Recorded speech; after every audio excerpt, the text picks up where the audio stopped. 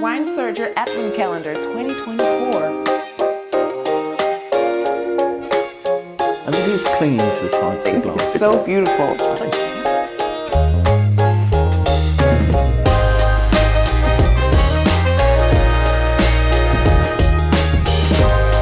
Welcome back, everyone, to day 22 of Wine Searcher Advent Calendar 2024.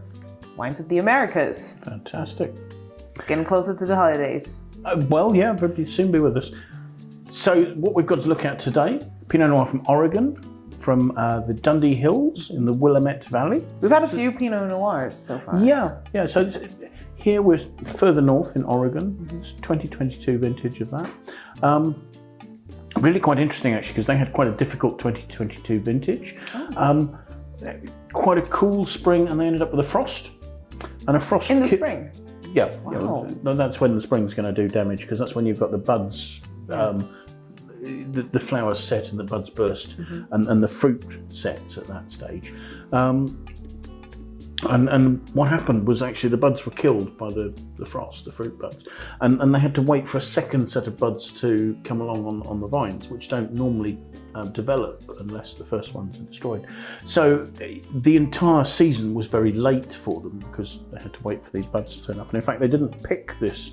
The last of the fruit for this was picked in the middle of October, so really quite late. They were very fortunate. Everything wasn't looking great, and then they had a lovely warm October that managed to save the vintage for them. So it'd be interesting to see how this has worked out. Yeah. It can be nerve-wracking being a vintner sometimes, I think. Yeah.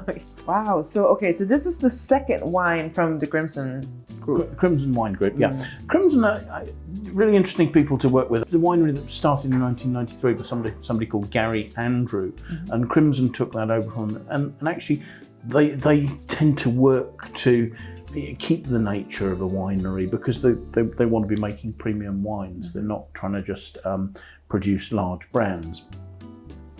And there's quite a lot of quite interesting stuff going on in this. This all comes from the estate's own vineyards. They've got 5 vineyards. In terms of the winemaking, for instance, everything's hand-picked, and actually 25% of the fruit goes into the vats, the open wooden fermenting vats, as whole bunches. So normally what you'd do is you'd destem the fruit, take the stems off, crush the berries, and they go into the fermenter.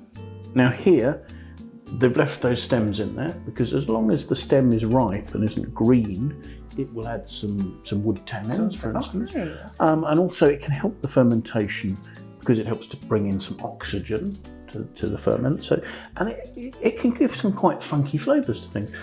But also the fact that the bunches are kept whole and they haven't been crushed means that throughout the fermentation you've got these whole berries that are in a ferment and will, as they warm up, they'll expand, they'll burst, they'll be putting some new fresh sugar into the ferment, and that'll extend the ferment out.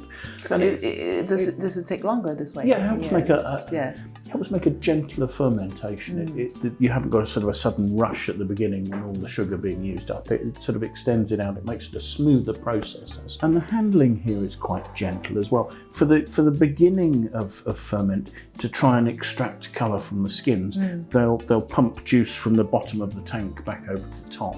And about halfway through, just so they've got a bit more control, they'll move to doing a few pump overs still, but actually just pushing the floating cap of skins on top of the ferment back into the fermenting wine. And that enables them to regulate how much tannin and how much flavour and colour is being taken there.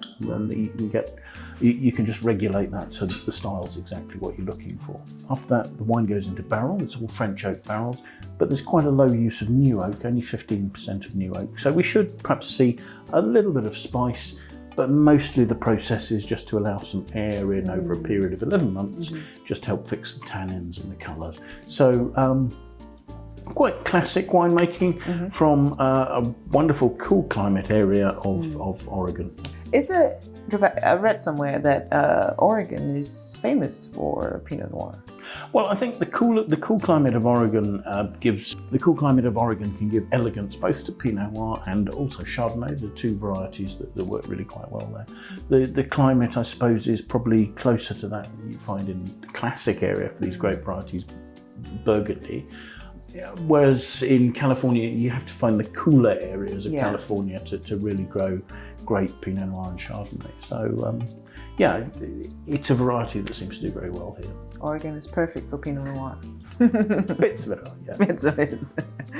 So it's rated in '93 by the Decanter Awards. The Decanter World Wine Awards. Yeah, no, it's a good competition. So let's see what we make of it, shall we? All right, let's do it. Again, with Pinot Noir, not a particularly deep colour. It's quite a dark ruby colour, but you can see through it fairly easily.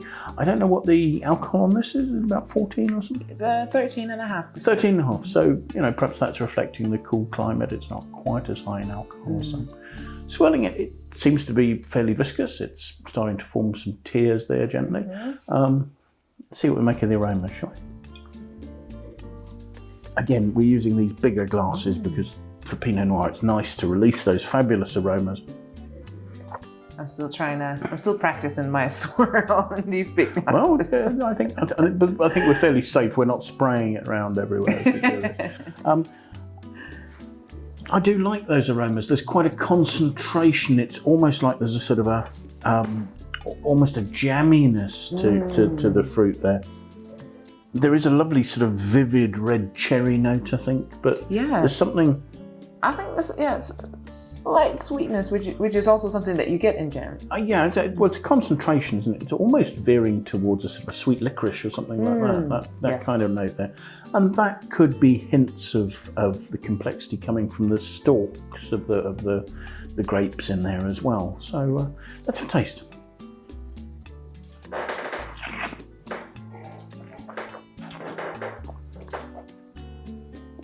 Beautifully pretty and perfumed, isn't it? I mean, there isn't a sugar sweetness there. No, but there's such an almost a sort of almost like a sort of a red candy sort of note there. There's a really lovely texture, and I'm not quite sure. There's a very fine texture, and almost notes of slightly chocolatey, slightly vanilla, certainly, almost like sort of. Almost cocoa butter sort of notes there. There's a lovely smoothness. I think it's lovely. It sits very well at the center, or maybe more towards the back of the mouth. Okay, yeah. I was just thinking actually the acidity is quite soft. It doesn't seem particularly sharp. So it's rounded, it's smooth, and there isn't an angularity to it at all. There isn't a sort of a spicy oak standing out. There's not a sort of a cedary note. It's allowing the fruit to really express itself beautifully, isn't it? It's that sort of rounded, juicy, red, almost red to black fruit. I see this go very well with food, with meats and. Oh yeah. Maybe with, but I would think with lighter meats, with white meat perhaps, rather than necessarily a sort of a huge, great, bloody red steak or something like that. I'd probably go for something a bit chunkier with that. So I think the alcohol is balanced. There's quite a long, persistent fruit flavour there. It is. The wine's not particularly structured. I don't know that I'd want to put it in the cellar and age it for a long time, but then in my cellar I tend to find Pinot Noir doesn't last very long anyway, because I take it out and drink it. It's so appealing and enjoyable. I think there's something about the slight dark fruit element here that is actually quite typical of wines from the Willamette Valley and the Dundee Hills. I think this is a nice example of Oregon Pinot Noir. I think it's great. It's lovely. I definitely enjoyed a lot, and I think as this is the last Pinot in the series, then I think it's finishing off well with this one. Yeah, I think it's a lovely contrast to the California Pinots we had earlier. It's got its own very different character, but it's really showing some lovely class, I think. All right, so guys, we're almost there. 2 more wines to go. If you want to have just as much fun as David and I are having, you can always scan the QR code on the booklet. The booklet is really your guide. It will really help you to learn and understand all these wines. And if you want to find out more, scan the QR code and go to winesearcher.com and search, explore, buy the favorite wines, or the wines that you've tried throughout the past 22 days, and stock up before the holidays. Cheers.